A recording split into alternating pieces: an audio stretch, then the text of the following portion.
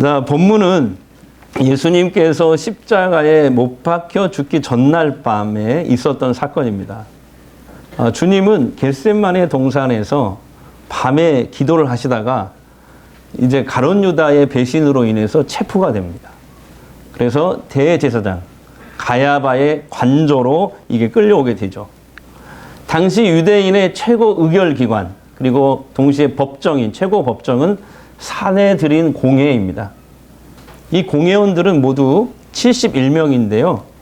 대부분 유대 종교 지도자로 구성이 되어 있습니다. 의장은 대제사장입니다. 이들은 의장인 대제사장 관저에 모여서 예수님을 신문하고 사형을 언도하려고 모인 것입니다. 자, 유대 종교 지도자들은 왜 이렇게 예수님을 죽이려고 했을까요? 바로 예수님께서 그들을 향해서 계속해서 비난을 쏟아냈기 때문에 그렇습니다. 너희는 겉으로는 경건한 척하지만 속으로는 온갖 탐욕으로 가득 찼다. 이렇게 예수님은 그들의 이중적인 모습을 비판하면서 회개를 촉구하셨습니다. 결정적으로 그들이 예수님을 죽이려고 이렇게 마음을 굳게 먹었던 그런 사건이 있었죠. 바로 예루살렘 성전 정화 사건입니다. 예수님이 성전에 가서 난리를 치셨거든요. 내 집은 만민의 기도하는 집인데 이 하나님의 집인 성전을 너희들이 강도의 소굴로 만들어버렸다 하시면서 제사장들과 부정하게 결탁한 이 재물 장사꾼들, 환전상들을 채찍으로 막 때립니다. 상을 뒤엎었어요. 성전 밖으로 다 쫓아내버렸어요.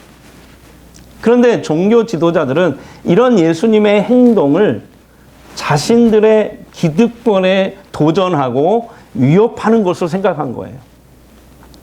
그래서 그들은 지금 한밤중에 불법으로 공회를 열어서 어떻게 하든지 예수에게 죄를 뒤집어 씌워서 사형을 선고하려고 모인 것입니다. 원래 공회는 밤에 모일 수가 없습니다.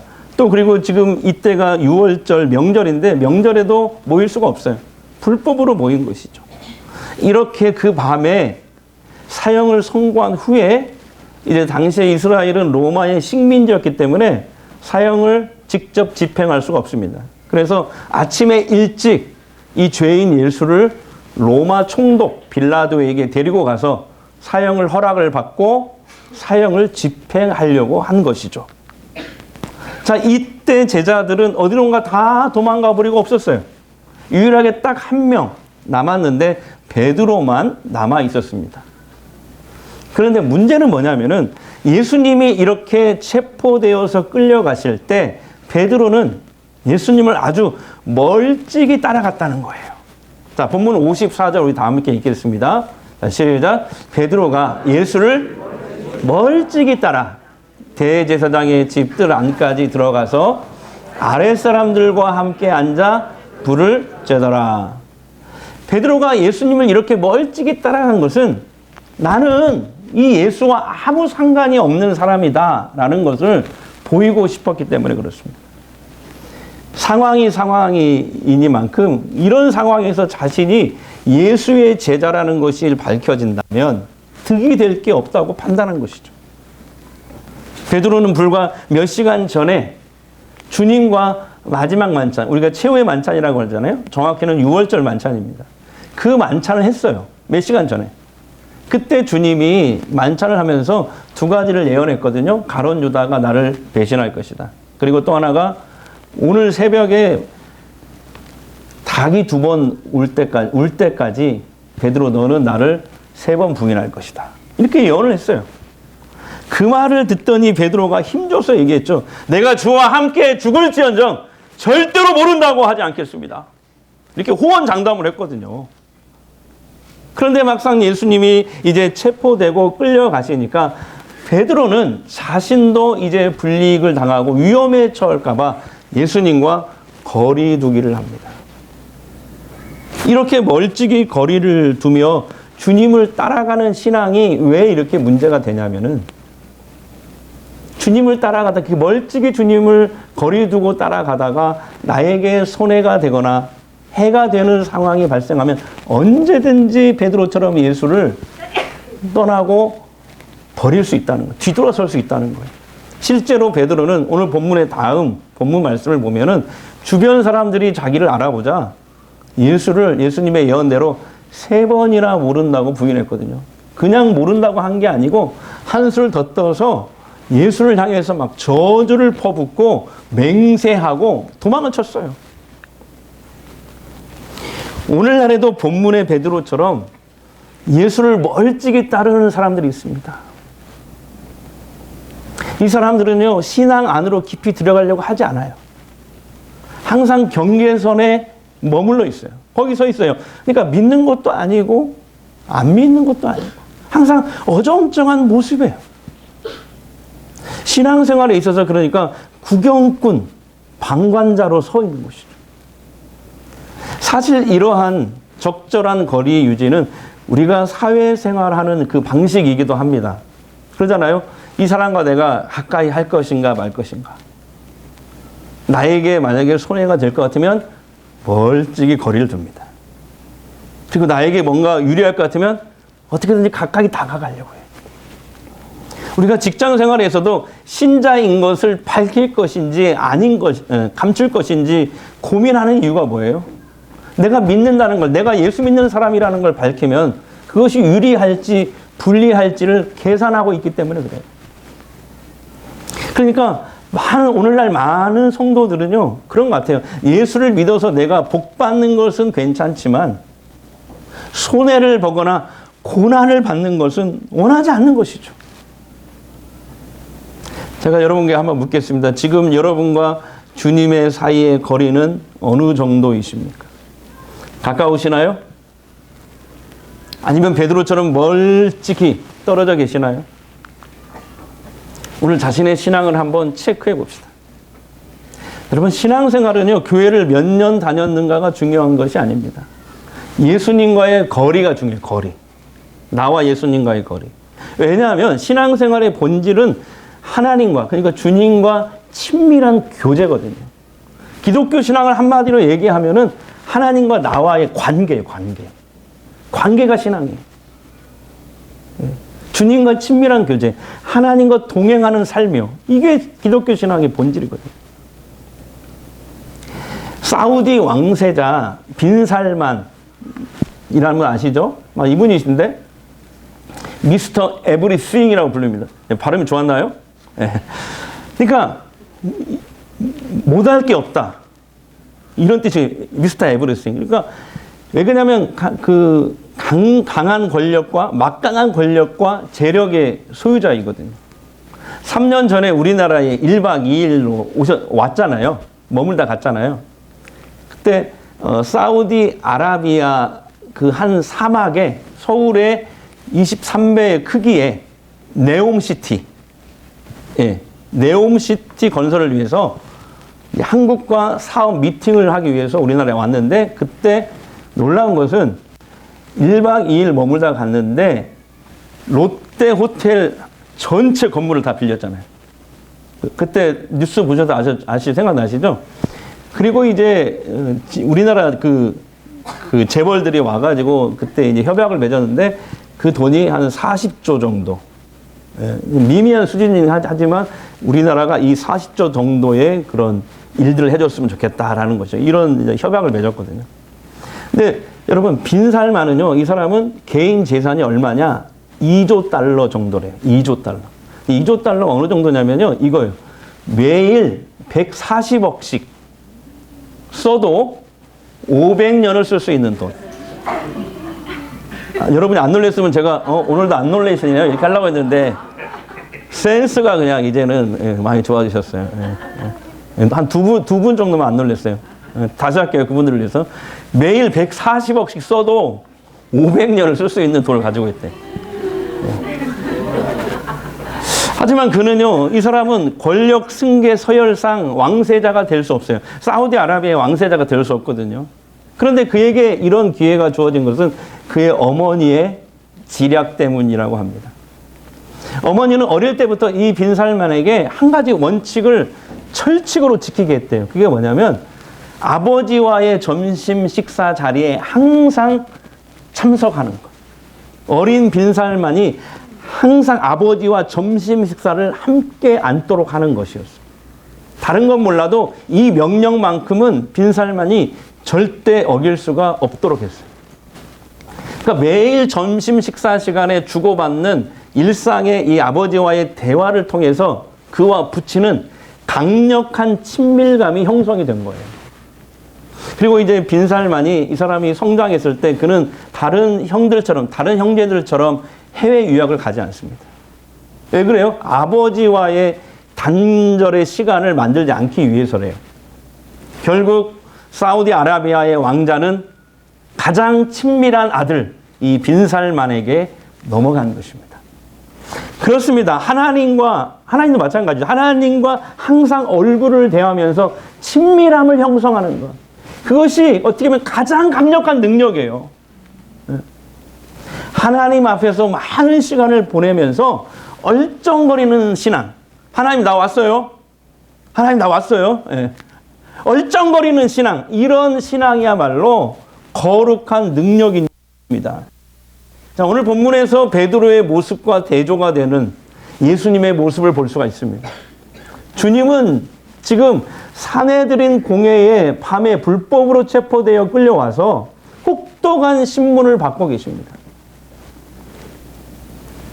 저 예수님이 이 신문을 받았던 그 가야바 대 관저가 지금 그대로 지하 구덩이라는 이런 것들이 그대로 남아있거든요. 저희 거기 성지순례를 간 적이 있는데 예수님이 이렇게 양손에 밧줄에 묻혀서 구덩이에서 이렇게 매달려 계시기도 했다. 신문을 받다가. 네. 그런 얘기를 하더라고요. 예수님을 죄인으로 지금 몰아가고 있습니다. 그런데 예수님의 반응은 어떨까요? 자, 60절과 61절 보겠습니다. 자, 시작. 대제사장이 가운데 일어서서 예수에게 물어야돼. 너는 아무 대답도 없느냐? 이 사람들이 너를 치는 증거가 어떠하냐 하되 침묵하고 아무 대답도 아니하시거늘. 주님은 침묵하시면서 아무 대답도 하지 않으셨어요. 예수님을 죽이기로 작정하고 결론을 내리고 있는 사람들에게 변호해봤자 아무 의미가 없기 때문이죠. 우리는 본문에서 정말 말도 안 되는 그 비난과 공격에도 초연하신 예수님의 모습을 봅니다. 그저 예수님은 하나님의 뜻을 이루기 위해서, 다시 말하면 십자가를 지는 것이잖아요. 십자가를 메고 온 인류의 죄를 다 짊어지고 죽는 것. 이게 예수님의 비전이고 하나님의 뜻이잖아요. 예수님을요. 그 길을, 그 주의 길을 묵묵히 그냥 걸어가고 계십니다. 예수님은 이렇게 가야바 대제사장 앞에서도 그랬고, 또 그날 아침에 빌라도 로마 총독의 앞에서도 그랬고, 또 십자가에 달려 사형을 당할 때도 같은 모습이었습니다. 흔들림 없는 반석이셨어요. 이건 정말 베드로와 전혀 다른 모습입니다. 그래서 오늘 말씀은 이거예요. 예수님께서 공회에 체포되어 끌려가실 때 예수의 제자였다는 것이 알려져서 자기가 불이익을 당할까 봐 멀찍이 거리 두기를 하며 따라갔던 베드로는 결국 예수님을 저주하고 부인하는 그런 자리까지 나아가게 됐다는 것입니다. 지금 우리는 참 혼란한 시대를 살고 있습니다. 비상계엄 사태로 인해서 정치적 혼란은 가중되고 있어요. 우리 백장로님이 기도해 주셨던 것처럼. 국론은 분열되고 있습니다. 양극단으로 치우쳐가고 있어요. 서로 잡아먹을 듯이 미워하고 비난하고 정죄합니다. 사회 통합과 화목을 위해서 애써야 하는 사명을 가진 교회는 오히려 이런 사회적 갈등을 맨 선봉에 서서 더욱 부추기고 있는 것처럼 보입니다. 요즘에는 그 세력들이 또 둘로 나눠졌어요. 광화문파, 여의도파. 또 서로 싸웁니다. 많은 교회들이 그 사람들을 끊어내지 못하고 있어요. 그래서 기독교에 대한 사회의 적대적 분위기가 갈수록 더 강해지고 있습니다. 경제는 더더욱 어려워지고 있고 국격은 떨어졌으며 서민의 삶은 팍팍해지고 있습니다. 나라가 잠시 길을 잃은 것 같아요. 불안합니다. 그런데 이렇게 사회적으로 또 개인적으로 어려움이 오면요, 신앙은 두 갈래로 나눠지는 것 같아요. 고난이 올수록 신앙이 깊어지는 사람이 있는가 하면은 더 멀어지는 사람이 있어요. 더 멀어지는 사람은 어떤 사람들일까요? 평소에 예수를 따르는 그 일에 확신이 없는 사람들. 또한 평소에 멀찍이 예수를 따르는 사람들 아닐까요? 어려움이 올 때요, 사실 진짜 신앙이 가지고 있는지 가짜 신앙인지 다 드러나게 되어 있습니다. 근데 생각해 보세요. 우리가 언제 안 어려울 때가 있었나요? 세상이 안 혼란할 때가 있었나요? 우리 인생은 상황과 조건 때문에 흔들리는 게 아니에요. 내 신앙이 흔들리니까 다 흔들리는 거예요. 인생은 내가 흔들리고 싶지 않아도 원래 흔들리게 돼 있어요. 역사적인 기록을 보십시오. 언제 안 어려운 때가 있었는지. 우린 흔히 이렇게 생각합니다. 흔히 내가 열심히만 살면 되는 줄 알아요. 내가 성실히 살고 뭔가를 꽉 붙잡으면 그게 영원할 것처럼 생각하고 삽니다. 그러나 여러분 한번 생각해 보세요. 하나님께서 한번 훅 불기만 해도 한 방에 날아가요. 건강, 사업, 자녀, 재정, 재산 등등. 그런데 여러분 절대 흔들리지 않는 것이 있어요. 오직 예수 그리스도이십니다. 그리고 하나님 말씀뿐인 줄 믿습니다. 그렇다면 우리가 지금 해야 될 일은 뭘까요? 나는 지금 예수를 어떻게 따라가고 있는가? 베드로처럼, 본문의 베드로처럼 적당히 거리를 두면서 멀찍이 따라가고 있는가? 아니면 주님 곁에서 동행하고 있는가? 우리 주님이 그런 말씀하셨잖아요. 멀찍이 따라가는 것이 신앙생활이 아니라, 그건 신앙생활이 아니라 누구든지 나를 따르려거든 자기를 부인하고 자기 십자가를 지고 나를 따라야 된다. 십자가 다른 말로 하면 손해 볼 수 있어요. 예. 위험에 처할 수도 있고. 예. 주님을 따라가다가 하나님 말씀대로 살다가 손해를 당할 수도 있고 어려움에 처할 수도 있어요. 그래도 그것이 신앙생활하는 거라. 주님을 따라가는 거라.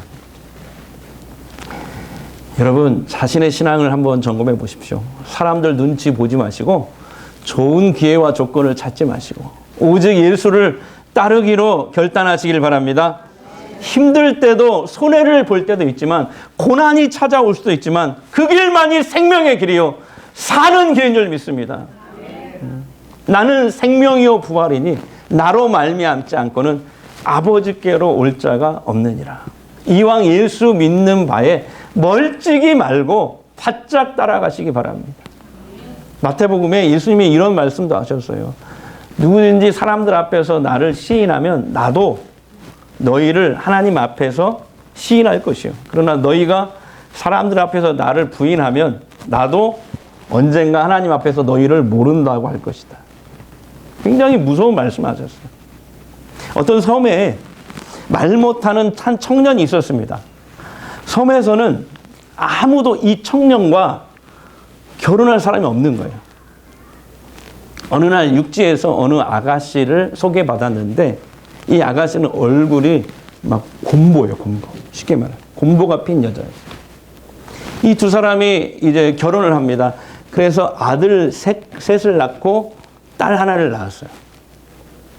남편이 말을 못하고 또 자신은 곰보라서 그런지 이웃들이 섬마을 주민들이 막 업신여기고 막 대합니다. 그런데 이 두 부부는 불합리한 대우를 이렇게 당해도 따지지도 못하고 그냥 그렇게 당하는 거예요. 누가 뭐라고 하면 그냥 웃기만 하는 거예요. 그저 웃지요. 웃기만 하는 거예요. 그런 모습은 아이들에게도 마찬가지였습니다. 학교에서 아버지가 벙어리네, 어찌네 하면서 놀림을 받기 일쑤예요. 놀림 받으니까 화가 나니까 이제 막 싸움이 일어나고 싸움 하다 보면 또 집단적으로 또 맞아가지고 막 코피가 터지고 아들이. 그런데 어느 날 하나밖에 없는 딸이 이제 열병에 걸리게 됩니다. 병원에 가도 안 되고 사람들이 찾아와서 온갖 방법을 다 제시하는데 안 되는 거예요. 이제 굿을 안 해서 그렇다. 그래가지고 이제 굿을 합니다. 이 굿도 하고 저 굿도 하고. 여러 가지 굿을 여러 번 하는데 그래도 딸이 안 나는 거예요. 이제 이 딸이 다 죽게 생겼어요. 이래도 안 되고 저래도 안 되고. 네. 그래서 이제 이분들이 마지막으로 이 마을에 있는 교회에 나가게 된 거예요.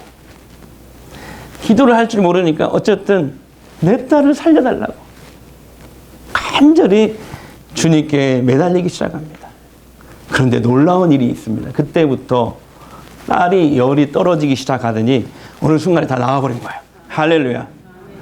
그래서 이분 마음에 예수님이 내 딸을 살리셨다. 이거 하나만 딱 새겨진 거예요. 그래서 이제 그 예수님이 너무 좋아서 집을 팔고 교회 근처로 바로 교회 밑으로 이사를 해버렸어요. 그랬더니 사람들이 찾아와가지고 뭐 이렇게까지 하냐. 때가 되어서 낳은 것이지 참 어리석다. 이렇게 얘기를 합니다. 그리고 하루는 또 이제 바다에 이 품리를 나가잖아요. 품리를 나가자고 사람들이 찾아오는데 나 예배 가야 하니까 주일은 못 가. 그러니까 사람들이 뭐 예수가 밥 먹여주냐. 그러면서 막 핀잔을 줍니다. 주변에서 이분들의 행동을 신앙생활을 막 비아냥거리면서 적당히 믿어. 어디서 많이 들어본 얘기죠?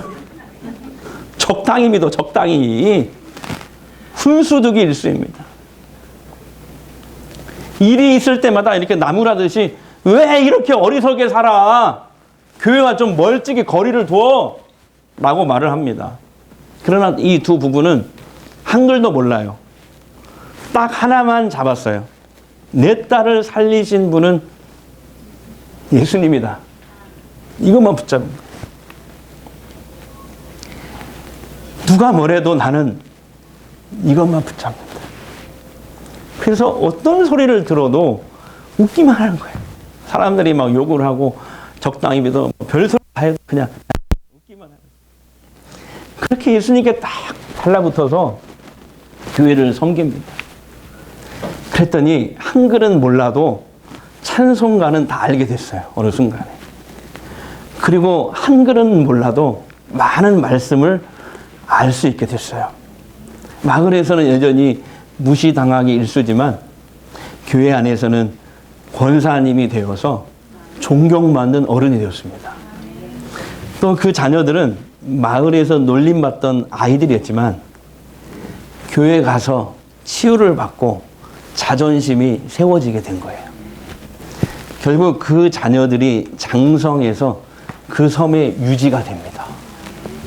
그리고 더 놀라운 게 뭔지 아세요?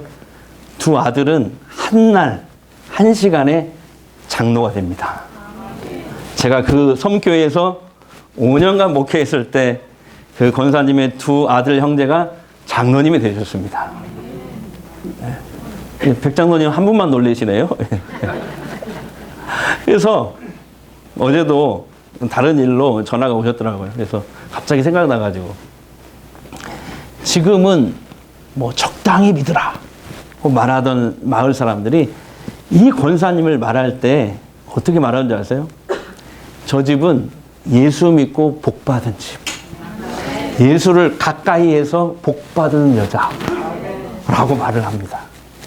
사랑하는 성도 여러분, 오늘 시편 73편 28절에 이런 말씀이 있어요. 다 같이요. 하나님께 가까이함이 내게 보이라. 한 번 더 시작. 하나님께 가까이함이 내게 보이라. 그렇습니다. 인생의 모든 해답이 우리 하나님께 있잖아요. 생사화복을 주관하신 분 누구? 우리 하나님이시잖아요. 그러니까 모든 인생의 해답이 우리 주께 있으니 주님을 가까이 하는 것이 복일 수밖에 없죠. 그래서 새해에는 내가 예수 믿는 사람이라는 걸, 크리스찬이라는 것을 여러분 드러내십시오. 감추지 마세요. 그래서 당당하게 여러분이 서 있는 곳이 어디든지 빛으로 서시기를 바랍니다. 빛으로 서시기를 바랍니다. 그리고 하나님과 물리적인 또 시간적인 거리를 좁히셔야 돼요. 하나님을 가까이 함이 내게 복이다. 이 복을 누리게 될 줄 믿습니다. 예배 생활뿐만 아니라 기도 생활도 가까이 하시고 성경 통독도 가까이 하시고 오늘 목장 모임도 꼭 참석하셔서 성도의 교제를 하시기 바랍니다. 그리고 한 가지씩 뭐라도 좋으니까 이렇게 봉사하시고 하는 것, 이게 주님을 가까이 하는 거예요. 예. 예수님과 목회하면서 보니까 딱 알겠더라고요. 뭐냐면 예수님과 이렇게 내가 거리를 두면서 거리두기 하면서 신앙생활 하잖아요. 편해요. 속 편하고 참 좋죠. 편하고. 근데 이거 알아야 돼요. 축복도 없다는 사실. 축복이 없어요. 근데 오히려 예수님과 거리두기 하면서 따라가잖아요. 베드로처럼 언젠가 따라가다가 내게 손해가 되거나 해가 되는 일이 생기면 그때 주님을 떠나게 돼요. 근데 생각해보세요. 우리가 믿음의 눈으로 봅시다. 주님 떠난 인생. 세상에서 아무리 성공했다 하더라도 결국 지옥 가기 때문에 실패한 인생 아니에요? 불행한 인생 아닙니까, 여러분? 반대로 예수님을 내가 바짝 따라가잖아요. 그러면 주책이 됩니다. 주책이 뭔지 알아요? 주님이 책임지는 인생. 자, 옆 사람에게 주책이 됩시다. 주님이 책임지는 인생. 하나님과 우리 사이를 가르고 끼어들어서 우리 주님의 거리를 자꾸 멀찍이 만드는 그런 것들 있잖아요. 여러분 아시잖아요. 그런 거 다 빨리 저 바다 깊은 데 다 버리셔야 돼요. 내가 그동안 주님을 멀찍이 쫓았던 거, 그 신앙생활 오늘 회개할 수 있기를 바랍니다. 예수님께 바짝 달라붙어서 따라가시기를 바랍니다. 그래서 주님이 책임지는 인생, 복받는 인생이 되시기를 주의 이름으로 축복합니다. 우리 이 찬양 한번 불러볼까요? 세상은 들리고 사람들은 변하여도 나는 주를 섬기리. 주님의 사랑은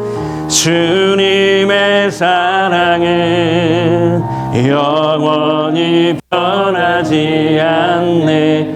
나는 주를 신뢰해. 우리 한 번 더 찬양합니다. 세상은 들리고 사람들은 변하여도 나는 주를 섬기리. 주님의 사랑은 영원히 변하지 않네. 나는 주를 신뢰해. 오직 믿음으로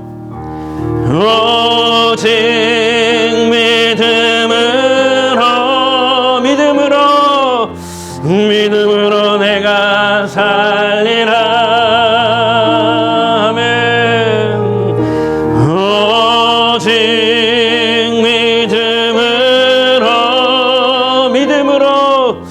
믿음으로 내가 살리라. 오직 믿음으로. 아멘. 오직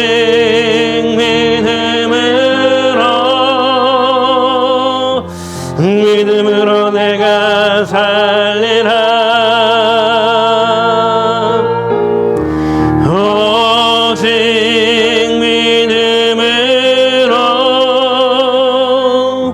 믿음으로 내가 살리라. 이 시간 우리 합심해서 한번 잠시 기도하기를 원합니다. 예수님과 어정쩡하게 계속 거리두기하며 따라가면요, 여러분 결국 베드로처럼 언젠가 주님을 떠나게 됩니다. 그런데 주님을 떠난 인생은요, 아까 얘기했죠, 세상에서 아무리 성공했다 하더라도 지옥 가기 때문에 결국 실패한 인생, 불행한 인생이 되고 말잖아요. 반대로 예수님을 내가 바짝 따라가잖아요. 그러면 주책 인생이 됩니다. 주님이 책임지는 인생이요. 하나님을 가까이 함이 내게 복이라. 하나님을 가까이 함이 내게 복이라. 이 고백이 저와 여러분의 고백이 되었으면 좋겠습니다. 주님과 나 사이를 가로막고 끼어들어 우리를 주님과 멀찍이 멀어지게 만드는 것들을 이 시간 다 던져버리게 하옵소서. 주님을 멀찍이 쫓는 신앙생활을 회개하겠습니다. 이제부터는 예수님을 바짝 달라붙어서 따라갈 수 있도록 성령님 나를 인도하여 주시옵소서. 이 시간 잠시 합심으로 기도하겠습니다. 주여, 우리 아버지 하나님 감사합니다. 주님께서 저희들을 도와주시고 주님과 나 사이를 까여막고 끼어들고 있는 우리를 아버지 주님과 멀어지게 만드는 모든 것들을 이 시간 다 던져버리게 하옵소서. 주님을 멀찍이 쫓는 신앙생활을 회개하겠습니다. 예수님을 바짝 달라붙어서 따라갈 수 있도록 성령님 나를 인도해 주시옵소서. 우리의 인생은 상황 때문에 흔들리는 것이 아닙니다. 신앙이 흔들리니까 흔들리는 것임을 알았습니다. 인생은 내가 흔들리고 싶지 않아도 흔들리게 되어 있습니다. 흔히 열심히만 살면 되는 줄 알았습니다. 내가 꽉 붙잡으면 그게 영원할 것처럼 생각하고 삽니다. 그러나 하나님이 흙 불기만 해도 한 방에 다 날아갑니다. 건강, 사업, 자녀, 재정, 재산 등등. 그런데 흔들리지 않는 것은 오직 예수 그리스도와 하나님의 말씀뿐인 줄 믿습니다. 나는 지금 예수를 어떻게 따르고 있는지, 적당히 거리를 두고 따르고 있는지, 아니면 주님 곁에서 동행하고 있는가를 점검하겠습니다. 더 이상 사람들 눈치 보지 않겠습니다. 좋은 기회와 조건을 찾지 않겠습니다. 오직 예수님만 따르겠습니다. 힘들 때도, 손해를 볼 때도, 고난이 찾아올 때도 있지만 그 길만이 생명의 길이요 사는 길인 줄 믿습니다. 이왕 예수 믿는 바 멀찍이 말고 바짝 따라가겠습니다. 성령님 나를 인도하여 주옵소서. 주와 늘 동행하는 인생 되게 하옵소서. 이제 치유기도 하겠습니다. 아픈 곳에 손을 대십시오. 마음이 힘든 분들은 두 손을 가슴에 얹으십시오. 치유기도 하겠습니다. 이 시간 주님이 원하시면요, 어떤 질병이라도 치유될 줄 믿습니다. 주님, 아픈 내 몸과 마음을 만져주십시오. 회복시켜 주시옵소서. 성령의 기름을 발라주옵소서. 하나님의 살아계심을 보게 하옵소서. 모든 질병과 가난, 고통과 저주는 떠나갈지어다. 사라질지어다. 깨끗하게 소멸될지어다. 주님께서 말씀하실 때 거친 파도가 잠잠해졌습니다. 귀신이 떠나갔습니다. 주님이 말씀하실 때 병든 자들이 나았습니다. 죽은 자가 살아났습니다. 내가 나사렛 예수 이름을 명하노니 병만은 물러갈지어다. 악령은 떠나갈지어다.